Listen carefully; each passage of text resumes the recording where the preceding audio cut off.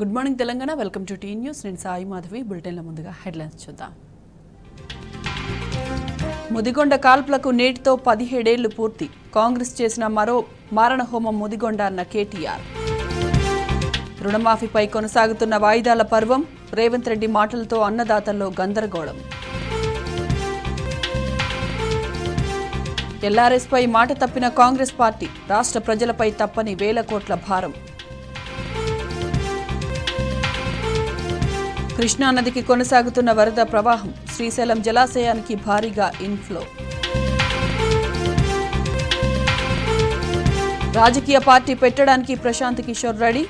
October 2న Gandhi జయంతి రోజున కొత్త party ప్రారంభం. శ్రీలంకతో రెండో మ్యాచ్లోనూ టీమిండియా విజయం. 2-0 తేడాతో 3 మ్యాచ్ల సిరీస్లో ఆధిక్యం.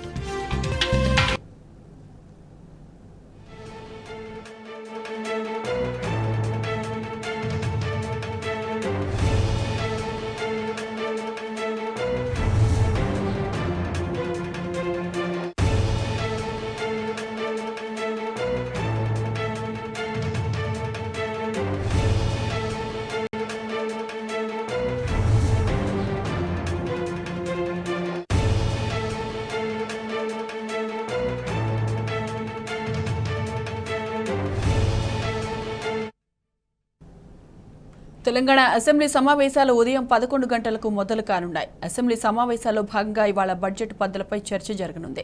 మరింత సమాచారం మా ప్రతినిధి ప్రదీప్ లైవ్లో అందిస్తారు. ప్రదీప్, చెప్పండి. అసెంబ్లీ సమావేశాలు 5వ రోజు 10 గంటలకు ప్రారంభం కాబోతా ఉన్నాయి. ఈరోజు పద్ధతులపైన చర్చ జరగబోతా ఉంది. 19 పద్ధతులకు సంబంధించినటువంటి చర్చ ఈరోజు జరిగి ఆ పద్ధతులకు సంబంధించినటువంటి ఆమోదం తెలపనుంది సభ. ఈ 19 పద్ధతులకు సంబంధించి ప్రధానంగా ఎనర్జీకి సంబంధించి విద్యుత్ శాఖకు సంబంధించినటువంటి పద్దు సంబంధించి సభలో వాడి వేడి చర్చ జరిగేటువంటి అవకాశం ఉంది. ఎందుకంటే ఏదైతే శనివారం జరిగినటువంటి బడ్జెట్పై చర్చలో ముఖ్యమంత్రి రేవంత్ రెడ్డి సభను తప్పుదో పట్టించారనేది బీఆర్ఎస్ ఆరోపించింది. నిన్న గత ప్రభుత్వంలో విద్యుత్ శాఖ మంత్రిగా పనిచేసినటువంటి జగదీష్ రెడ్డి స్పష్టంగా చెప్పారు. ఎందుకంటే 2017లోనే రైతుల మోటార్లకు మీటర్లు పెడతామని గత ప్రభుత్వం ఒప్పుకుందని ముఖ్యమంత్రి రేవంత్ రెడ్డి సభను తప్పుదో పట్టించారని ఏదైతే ముఖ్యమంత్రి రేవంత్ రెడ్డి చెప్పినటువంటి మాటకు సంబంధించి దాన్ని ఆధారాలతో సహా నిన్న బయట పెట్టడం జరిగింది. ఈరోజు ఆ శాఖకు సంబంధించినటువంటి పద్ధతుల చర్చలో కూడా దీనికి సంబంధించి వాడివేడిగా చర్చ జరిగేటువంటి అవకాశం ఉంది. ఎందుకంటే రైతుల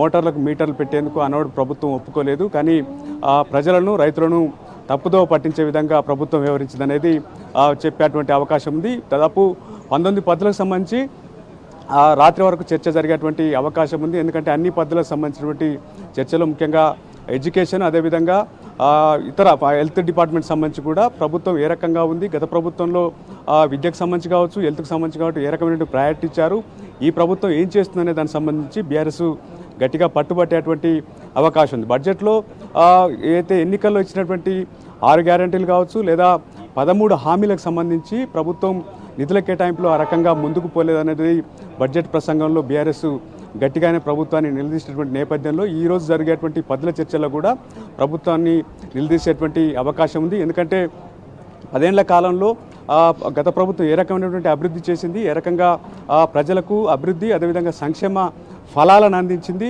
ఈరోజు ప్రభుత్వం ఇచ్చినటువంటి హామీలను ఏ రకంగా తుంగలో తొక్కుతుంది లేదా ప్రజలను మభ్యపెట్టే విధంగా ఏ రకంగా ముందుకు పోతుందని నిలదీసేటువంటి అవకాశం అయితే స్పష్టంగా కనిపిస్తూ ఉంది. ఈరోజు అదేవిధంగా రేపు పద్ధతులపైన చర్చ జరగనుంది. ఎల్లుండి 31వ తారీఖు రోజు ద్రవ్య వినిమయ బిల్లుపై చర్చ జరగనున్నటువంటి నేపథ్యం కనిపిస్తూ ఉంది. మరోవైపు అటు మండలి ఈరోజు రేపు హాలిడే ప్రకటించారు. ద్రవ్య వినిమయ బిల్లు 31 బుధవారం నాడు మండలిలో చర్చకు జరిగినటువంటి పరిస్థితి అయితే ఉంది. ఇటు ప్రభుత్వానికి సంబంధించి 19 పద్ధతులకు సంబంధించినటువంటి చర్చలో బీఆర్ఎస్ అయితే ప్రభుత్వాన్ని నిలదీసేటువంటి అవకాశం అయితే స్పష్టంగా కనిపిస్తూ ఉంది. Right Pradeep, thanks for the updates.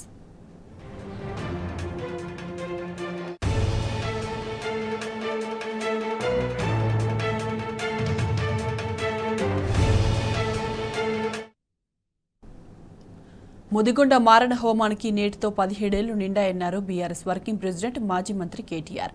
Congress party చేసిన మరో మారణ హోమం ముదిగొండ కాల్పులని ఎక్స్ వేదికగా విమర్శించారు.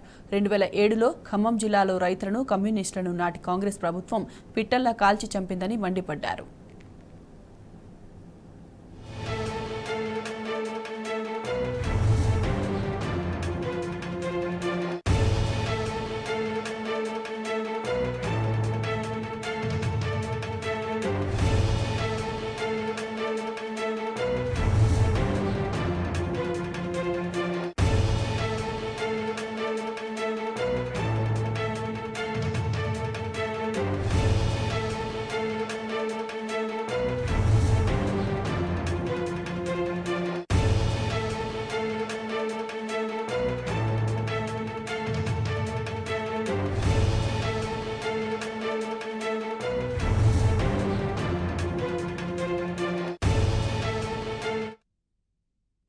ముదిగొండ మారణ హోమానికి నేటితో 17 ఏళ్లు నిండాయన్నారు బీఆర్ఎస్ వర్కింగ్ ప్రెసిడెంట్, మాజీ మంత్రి కేటీఆర్.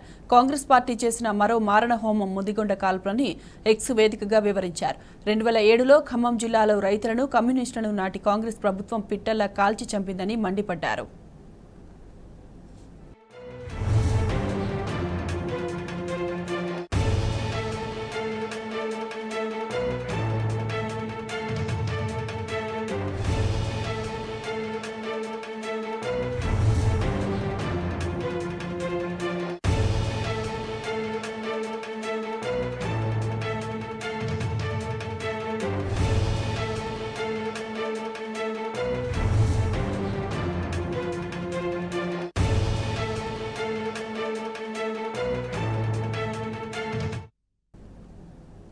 ప్రభుత్వ వెబ్సైట్లు, సోషల్ మీడియా హ్యాండిల్స్ డిజిటల్ విధ్వంసంపై చర్యలు తీసుకోవాలని బీఆర్ఎస్ వర్కింగ్ ప్రెసిడెంట్ కేటీఆర్ కోరారు.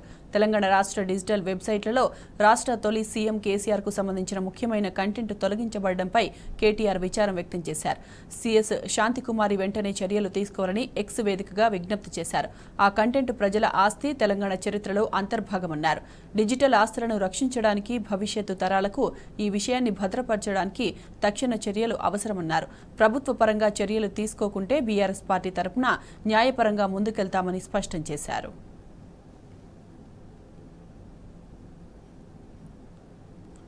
శ్రీశైల జలాశయానికి భారీగా వరద నీరు పోటెత్తుతుండటంతో అధికారులు రేపు ప్రాజెక్టు గేట్లను ఎత్తనున్నారు.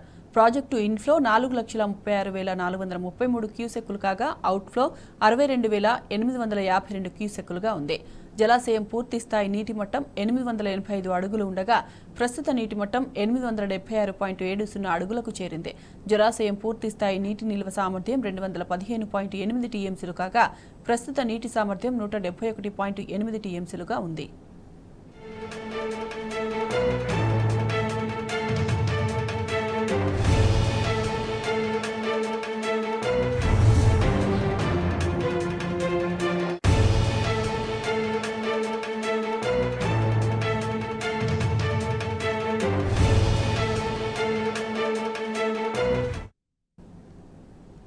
రుణమాఫీ మరోమారు వాయిదా పడనుందా? ఆగస్టు నెలలో రుణమాఫీ పూర్తి చేస్తారని కల్వకుర్తిలో సీఎం రేవంత్ రెడ్డి తెలిపారు.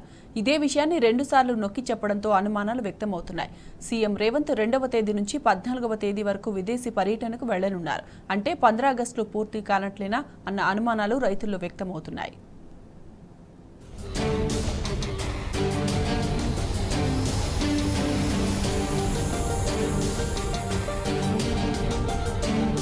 రైతు రుణమాఫీపై సీఎం రేవంత్ రెడ్డి చెప్తున్న మాటలు అన్నదాతలను గందరగోళానికి గురిచేస్తున్నాయి. తాజాగా ఆయన చేసిన వ్యాఖ్యలతో గడువులోపు రుణమాఫీ పూర్తవుతుందా అనే సందేహాలు నెలకొన్నాయి. నెలాఖరులోపు 1,50,000 వరకు రుణమాఫీ చేస్తాం, ఆగస్టులోగా 2 లక్షల రుణమాఫీ చేస్తాం, నేను విదేశాలకు వెళ్లి వచ్చిన వెంటనే రుణమాఫీ పూర్తి చేస్తామని సీఎం రేవంత్ రెడ్డి అన్నారు. నాగర్ కర్నూలు జిల్లా కల్వకుర్తి నియోజకవర్గం వెల్దండ మండలం కొట్ర చౌరస్తా బహిరంగ సభలో రేవంత్ రుణమాఫీపై చేసిన వ్యాఖ్యల నేపథ్యంలో రుణమాఫీ అమలుపై అనుమానాలు వ్యక్తమవుతున్నాయి.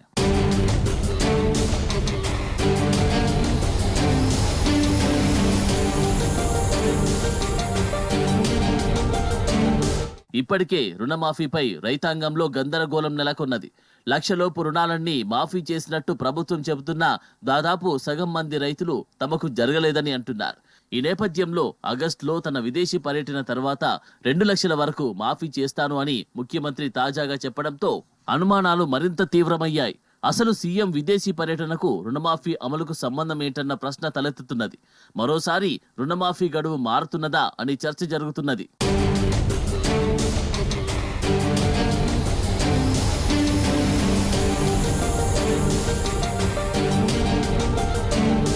ఎన్నికలకు ముందు డిసెంబర్ 9న రైతులకు 2 లక్షల వరకు రుణమాఫీ చేస్తామని రేవంత్ రెడ్డి, కాంగ్రెస్ నేతలు చెప్పుకొచ్చారు.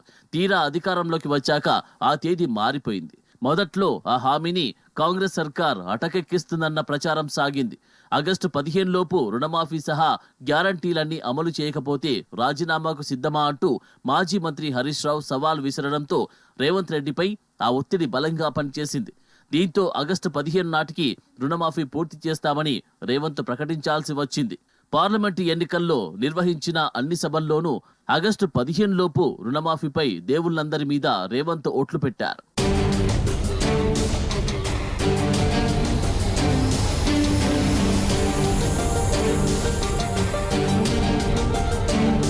తాజాగా కల్వకుర్తి సభలో మాత్రం ఆగస్టు 15 అని అనకుండా ఆగస్టులోగా చేస్తామంటూ నర్మగర్భపు వ్యాఖ్యలు చేశారు.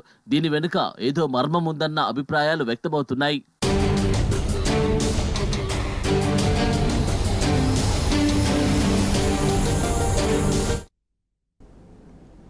మాజీ ఎన్నికల వ్యూహకర్త నుంచి రాజకీయ నేతగా మారిన ప్రశాంత్ కిషోర్ త్వరలో రాజకీయ పార్టీని పెట్టబోతున్నారు. ప్రస్తుతం బీహార్లో నిర్వహిస్తున్న జన్ సురాజ్ ప్రచారాన్ని రాజకీయ పార్టీగా మారుస్తున్నట్లు ప్రకటించారు. అక్టోబర్ 2న గాంధీ జయంతి నాడు పార్టీని ప్రారంభిస్తామన్నారు. వచ్చే ఏడాది జరిగే బీహార్ అసెంబ్లీ ఎన్నికల్లో తమ పార్టీ పోటీ చేస్తుందని, బీహార్ ముఖ చిత్రాన్ని మార్చడమే తమ పార్టీ ధ్యేయమని అన్నారు. బీహార్ మాజీ ముఖ్యమంత్రి కర్పూరి ఠాకూర్ మనవరాలు జాగృతి ఠాకూర్తో పాటు ఆర్జేడీ మాజీ ఎమ్మెల్సీ రాంభలి సింగ్ చంద్రవంశీ, మాజీ ఐపీఎస్ అధికారి ఆనంద్ మిశ్రా ప్రశాంత్ కిషోర్ సమక్షంలో పార్టీలో చేరారు.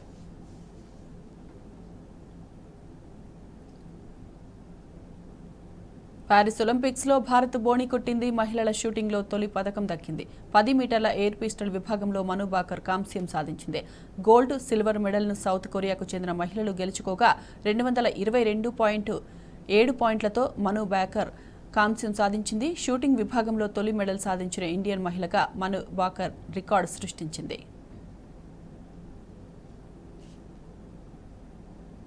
పారిస్ ఒలింపిక్స్లో భారత్కు తొలి పథకం సాధించిన మను బాకర్ను రాష్ట్రపతి ద్రౌపది ముర్ము, ప్రధాని నరేంద్ర మోదీ, ఉపరాష్ట్రపతి జగదీప్ ధన్ఖడ్, హోంమంత్రి అమిత్ షా అభినందించారు. షూటింగ్లో భారత్కు తొలి ఒలింపిక్ పథకం సాధించిన మహిళగా మను చరిత్ర సృష్టించిందని అభినందించారు. ఒలింపిక్స్ మెడల్ సాధించాలని కలలు కంటున్న ఎందరో అమ్మాయిలకు మను బాకర్ విజయం స్ఫూర్తిగా నిలుస్తుందని రాష్ట్రపతి ద్రౌపది ముర్ము పేర్కొన్నారు.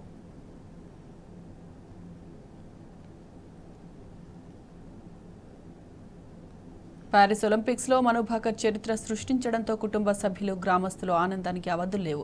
హర్యానాలో మను స్వగ్రామం ఒలింపిక్స్ క్రీడలను వారు టీవీలో చూస్తూ ఆమె పథకం సాధించగానే హర్షధ్వానాలు చేశారు. 10 మీటర్ల ఎయిర్ పిస్టల్ షూటింగ్లో మను బాకర్ కాంస్య పథకం నెగ్గడంపై సంతోషం వ్యక్తం చేశారు. స్వర్ణ పథకం వస్తుందని ఆశించామని, కాంస్య పథకం కూడా తక్కువేమీ కాదని మను బాకర్ కుటుంబ సభ్యులు అభినందించారు.